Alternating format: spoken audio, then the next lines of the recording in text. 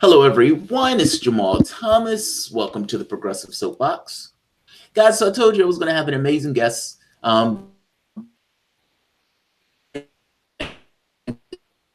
His own show. Of course, all of you know at this point who Jimmy Dore is. Jimmy Dore can be found on YouTube. Please give everyone a hello. Hi, how are you? Good to see you, Jamal. Good to talk to your fans. Excellent. Well, I think they're your fans too, Dore. So let's be like I got to the point where I stopped having shows on the evening on Saturdays because all of them would be at your show. But that's it. I told you, like I said, this one is gonna be relatively quick, and it was gonna be just a specific spot talking about Tulsi Gabbard's entry into the presidential race. There's been a lot of flack that's been thrown at Tulsi Gabbard. Some of it I may agree with, some of it I don't necessarily agree with. I've said before that I am biased for Tulsi, just to be honest about it. I tend to like her, even though there's stuff that I know is, somewhat not great. So let's get into this, because you came out and you did a video where you this question came up about other countries. Now, why do you like Tulsi? Let's start there. What's the main draw in Tulsi Gabbard running for president? Both. She's shown she's willing to take the hit to do the right thing, especially when it comes to foreign policy. She went and met. She didn't take the propaganda from the establishment corporate media that's always pro-war. She actually went to Syria for herself to see what was happening. And people don't know this, but Nancy Pelosi met with Bashar al-Assad in 2007. So it's not like they just this all started in 2011 or 12. They've been trying to overthrow Syria for decades. So Nancy Pelosi was also smeared and maligned for meeting with Bashar al-Assad. And that was in 2007. And she did it anyway, because that's what you're supposed to do when you're a leader. And so she did it. And so did Tulsi Gabbard. And lo and behold, Tulsi Gabbard decided, maybe it's not a great idea we keep doing these interventionist wars. And I'm on board with that. So that's and so right there it shows.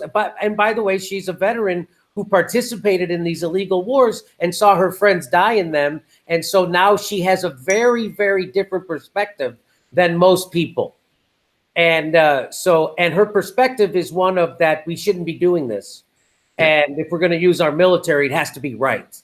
So that's what attracted me to her. But the biggest thing, I first became aware of Tulsi Gabbard when she voluntarily took the hit again to support Bernie Sanders in the primary in 2016. She was one of only a handful of Democrats in the entire country.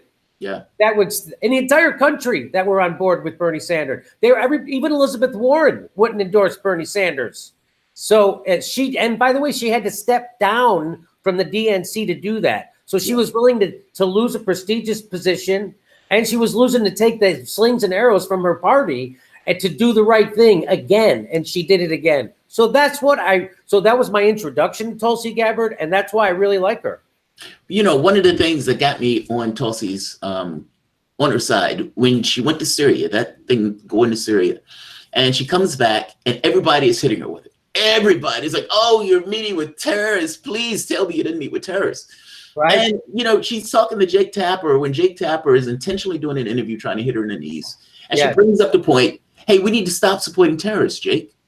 We're sending money and they're asking us, why are we supporting these terrorists?" And Jake Tapper is like flabbergasted. He's stuttering and whatnot in the interview. It's an amazing thing to watch. That's to see that. I have to go check and look for that. Is that on YouTube, you think? Yeah, that's on YouTube. I've done that video multiple times. It's an amazing video. It's when she just gets back from Syria. She's having a conversation with Jake Tapper, and Jake Tapper is trying to hit her in the knees with, he was like, "Hey, this other veteran said this about it, Tulsi. I mean, what do you have to say?" Didn't even let her respond. He moves on to the next. You know what I find amazing, Jamal? Are you there? Did I lose you? Are you there? What I find amazing is that everybody went ballistic when Trump insulted that Gold Star family.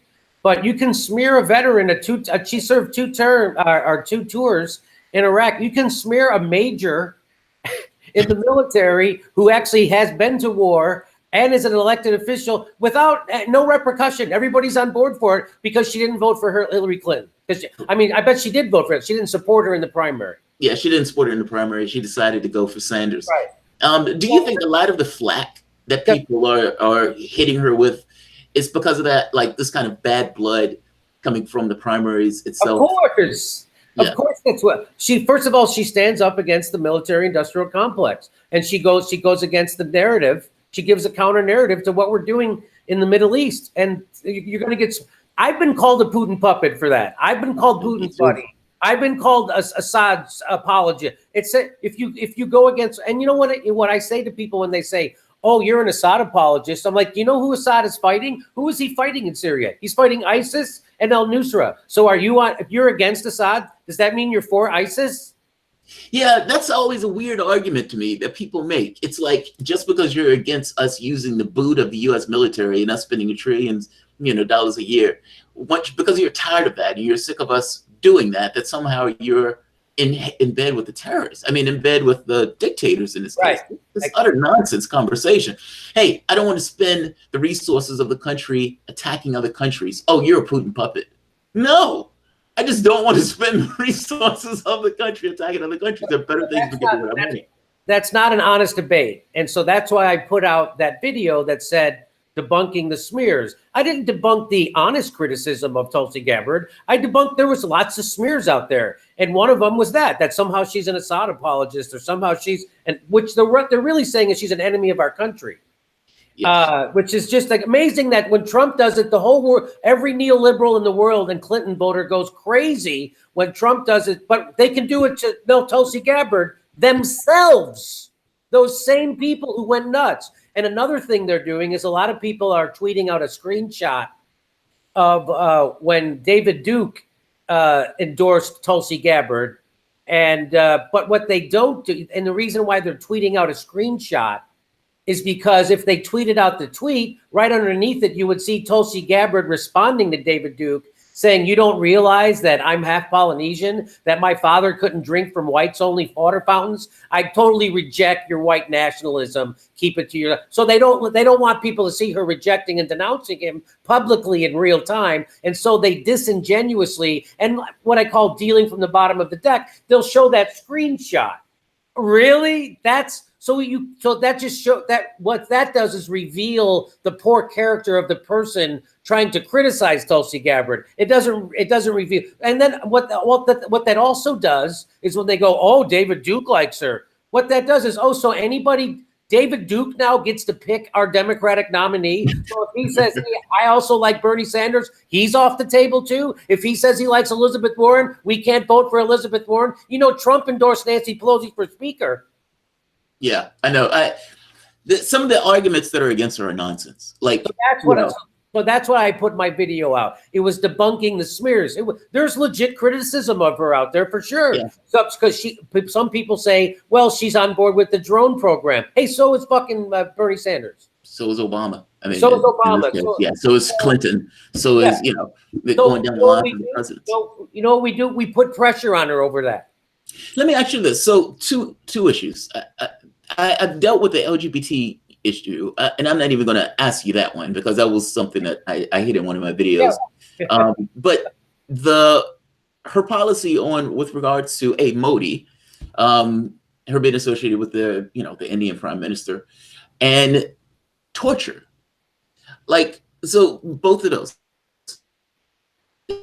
You're breaking up. Hang on a sec. Are you back? She has an association with Modi, the Prime Minister of India, and Modi has done some of the fanatics in that government has done some pretty nasty things, and torture. When you say nasty things, have they shot peaceful protesters point blank? Have they shot medics when they were trying to? Did they do that point blank? Did they shoot a bunch of medics? Is Modi, does he have an open air prison? No, I get your point. And in that video, you actually even made this point of, I don't care. Sam Cedar and his group criticized you for that. Wait a minute. Did Modi open a torture facility in Cuba? I don't think he did. Oh, okay. Did Modi, does he practice extraordinary rendition around the world? I don't think he has the ability to do that. Did Modi invade Middle Eastern countries illegally, killing hundreds of thousands of people on a back of lies? You know, we engage with or do really nasty things ourselves. How can we make those, you know? What I'm saying is, when I said that about Modi is I don't really care about India. What I meant was, we're in bed with 70% of the world's fucking dictators. And if you're going to use this as a disqualifier for Tulsi Gabbard, I don't really care. That's what I meant. Yeah, and I know what you meant. And I suspect that they know what you meant. Sam Cedar and them know what you meant too when you made that statement. Like, ultimately, I take it as we engage with all of these countries around the world in this kind of militaristic way and this kind of police force of the world. And at some point, we need to start spending our resources at home. It was clear what you meant in that video. It wasn't, you know, I don't care. I've had another video. I didn't know that someone is there another hater doing a video on me? Unfortunately, yes. Unfortunately, yes. But it's so imagine that. Imagine if you imagine spending all that time making videos of other YouTubers. That's just funny to me. That's borderline pathetic. Especially for this, because it's reaching. Like it's bottom grabbing. Like it's reaching hard to try to find any level of content. It's like we need to hit Dore with something in order to get our views up. Yeah, hey, honestly, it's very flattering. One time I wasn't even in the country. There was 6 videos made about me in 1 week. I was like, I said the same thing. I said imitation is the best flattery. They've gotten to the point where they've taken your stage, taken the format, you know, where you're having these shows with and all that, taken all of that, even got a woman to be on there, to be the woman. It's like they've tried to essentially appropriate what you've done for your show, for their show. It's an amazing, odd thing to watch. Like you said, flattery is the best imitation. My thing is, I really like doing the live shows. That's really fun for me. That's and I don't think anybody does a show like we do live. Nobody does a show that's as funny. I'll tell you that. I mean, talking about the politics, you know. Yeah. I mean, I like Bill Maher. I mean, I was a fan of Bill Maher's for years. I still am. I mean, I just think he's out of touch. I aspire to be Bill Maher. But our show is way funnier than his. So, last question. The question on torture. That one was more distasteful to me than some of the other ones. Because like you said, I kind of trend on the side of we engage with all sorts of really bad people around the world, not to mention we do bad things around the world. That's kind of a, you know, it's a difficult argument to make of, well, she was friends with so-and-so. It's like, well, so was Clinton, so was Obama. But when it gets to the torture thing, that one's a little different. So is there any, I guess, pushback on her message of being, to some degree, okay with torture or not condemning torture? And honestly, some of this stuff I want to hear from Tulsi herself. I'm just curious about your perspective on these aspects. You know, I mean, I'm 100% against torture. Right now, we have a torturer as the head of our CIA. Yes. And if Tulsi Gabbard is for it in any form, I oppose that, and I will use whatever pressure I could to get people to pressure her to change that stance. That's, you know, you can't. I'm 100% against. You can't become a monster for the sake of fighting monsters. That's now you've lost. Yeah, I agree with you on that. All right. I'm going to end this because I wasn't going to keep this long, and I was trying to be very, you know, militant on trying to keep this at 15 minutes. I had Richard Wolff on, and I told Richard Wolff, I said, look, I'm going to bring you on for 15 minutes. He says, great. He comes on, and Richard Wolff answers one question, and it takes like 20 minutes. And I'm like, damn it, I have other questions. And, you know, the guy is so smart. He's so awesome. And it forces you into like, all right, I have another question. Just because of the way you answer that question and on and on and on. So I'm trying to be militant about keeping this for 15 minutes. Well, I will say you are correct. The only thing worse than being talked about is not being talked about. So when a week goes by and nobody's made a video, yes. I'm like, am I losing it? Is nobody talking about it? Damn it, I didn't do something right. I didn't get talked about. No, man, you know, keep doing what you do. Clearly the people love you, and the downvotes and videos like that gets across that they are disliked and pursuing that course. Yeah, man, keep kicking ass, dude. And thank you for coming on. I appreciate it. I appreciate it, Jamarl. Thank you, buddy. Good job yourself. Thank you. Have a good one, guys. All right, guys, I'm going to end this here. Let me make sure I haven't missed anything. But if you guys enjoy the content, please feel free to share, like, subscribe. You can always support through PayPal or Patreon. Thanks all. And we are